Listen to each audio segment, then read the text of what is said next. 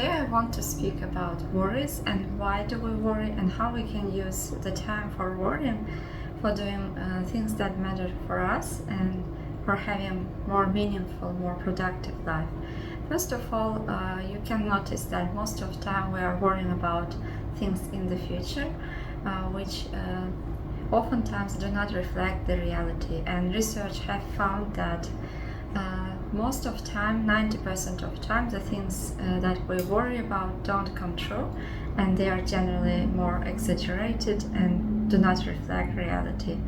In ancient times, worrying was helping us to stay alive when there was a lot of threat, when we were living in harsh conditions. Nowadays, worries also can tell us about things that matter for us. For instance, if we are worrying about our health or about education, this means that we value our education, career, or our health is important for us. However, sometimes worries took too much of our time and they hold us back from things that we want to accomplish, becoming a barrier for living a meaningful life. And therefore, it's important to stay aware on how much time we spend on worries and what we can do alternatively instead of worrying in order to have more meaningful life and to live in line with our greater purpose. So why do we worry? The worries can be stemming from the uncertainty about the future. So thinking about what can we do in the future, what we can control, and accepting uncertainty as a fact at the current moment, and making plans on what we can control and what we can do to improve the situation might help us to decrease our anxiety. Sometimes worries might be deriving from the fact that we want to live differently, we want to do a lot of new things. However, our conditions or our mindset doesn't allow us to live the life that we want, and on the background there can be worries about it. Therefore, asking yourself what you want to achieve, what are your values, what's important for you, what you want to complete in life can help you to become aware of your inner world, to understand yourself, and setting small goals towards things that are important for you might help to decrease your anxiety. Your anxiety also might be deriving from lived experiences in the past. For instance, sometimes you might feel nervous or you might feel worried, anxious, but it might be challenging for you to understand why you are feeling a certain way. Therefore, asking yourself when you met with these feelings for the first time, was there any important incident in your life in the past that might cause these strong feelings, can help you to understand origins of these feelings. So maybe some memories, smells, different others, people, images might be reminding you of these past events, and you might engage in the cycle of negative thoughts, and you might have some feelings of worries, anxiety, and becoming aware of these patterns and understanding why you are worrying might help you to pause and to respond differently and to set your behavior intentionally in line with your values.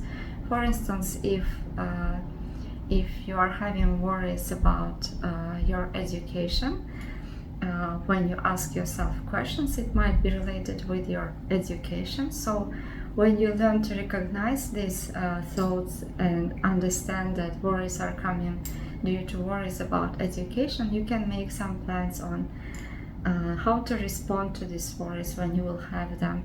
You might imagine your responses in advance, and this would help you to respond more intentionally in real life situations. And you can accept these worries as a push button, and once you start to have them, you can decide what kind of activities you want to do. For instance, when you start worrying about your education, maybe you can make a plan, or you can read some book, or do whatever that might close you make you closer towards your goals and what you want to achieve. So in that sense, you can use your worries as a tool in order to achieve your goals and your greater purpose. Sometimes asking about why you are worrying can help you to detect irrational thoughts and beliefs that might be stemming from societal expectations or from beliefs of other people. And this way you can detect some thought patterns and beliefs that are not serving you anymore. And after becoming aware of them, you can change them with your own personal beliefs that would be in line with your values and the life that you want to achieve. And in that sense, you can create change and to concentrate, to focus on the things that you can control at that particular moment. And using mindfulness meditation or staying alone for some time and asking yourself questions, trying to understand yourself can help you to understand the reasons of your fears, and you can set some plans on how to respond to these fears and how you can use them in the future for achieving your goals. It can be also useful to ask yourself how much time you are using to worry, and sometimes we realize that the time we spend worrying is quite long. Therefore, making analysis, making plans and routines can help you to stay more focused on what you want to achieve. And each time you notice yourself worrying, you can intentionally shift your focus to what matters. So for instance, sometimes worrying might take too much of your time, and you can also distinguish which things are really matter for you. And if your worries are useful, you can continue to worry. But if it doesn't create any change and doesn't help you to solve your problems, each time you notice yourself worrying, you can, as I said, refocus your attention to things that matter and that you can do at that moment. Some people, they don't want to experience these uncomfortable feelings of worry and anxiety, and they start to avoid things that cause worries or distract themselves with different things. And at the end of the day, they find themselves that they are not living the life that you want to live, and they are just trying to survive and to get rid of these uncomfortable feelings. Therefore, noticing your worries, your fears, and facing them intentionally, and whenever you notice these feelings, aligning with your values and choosing your behavior in line with your values can help you to have more meaningful life and to live in line with your purpose.